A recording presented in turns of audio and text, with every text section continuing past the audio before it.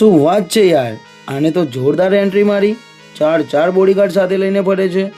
જો આવી છોકરી આપણી દોસ્ત બની જાય તો આની સાથે સાથે આપણો પણ વટ પડી જાય નહીં?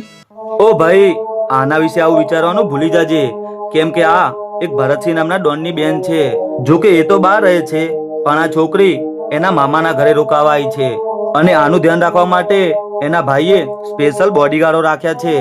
અને સાચું કહું ને તો જ્યાં આના મામાનું ઘર છે એની બાજુમાં જ મારું ઘર છે. હું પણ ઘણીવાર વિચારું છું કે આને મારી દોસ્ત બનાવી દઉં, પણ આના ભાઈના ડરથી હું આના સામે પણ નથી જોઈ શકતો.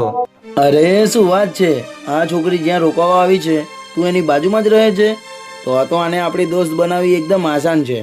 જો ભાઈ, સૌથી પહેલાં તો કોઈ પણ છોકરીને આપણી દોસ્ત બનાવવી હોય તો ડેરિંગ પૂરેપૂરું જોઈએ, એના વગર કંઈ જ ના થાય.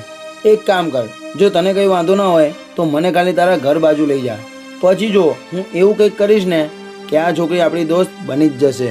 તને મારા ઘર સાઈડ લઈ જવામાં કઈ વાંધો તો નથી, પણ કઈ ડખો તો નહીં થાય ને? જો ભાઈ, કંઈક ડખો કરશું તો જ એ છોકરીનું આપણા ઉપર ધ્યાન પડશે ને પછી જ વાત કંઈક આગળ વધશે.